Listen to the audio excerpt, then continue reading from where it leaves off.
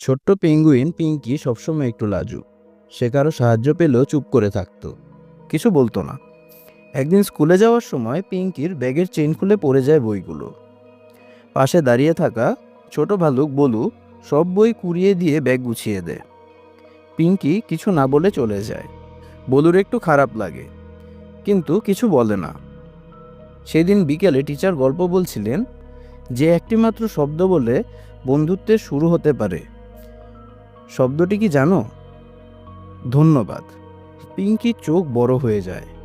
সে ধীরে ধীরে বলুর কাছে গিয়ে বলে, সকালবেলার জন্য ধন্যবাদ। বলু হেসে বলে, এই তো, এখন আমরা পাকা বন্ধু। পরদিন থেকে পিঙ্কি শুধু ধন্যবাদই নয়, দয়া করে, ক্ষমা করো, সব সুন্দর সুন্দর শব্দ ব্যবহার শুরু করলো। আর তার লাজুক মনটা ধীরে ধীরে খুলে গেল সবার ভালোবাসায়।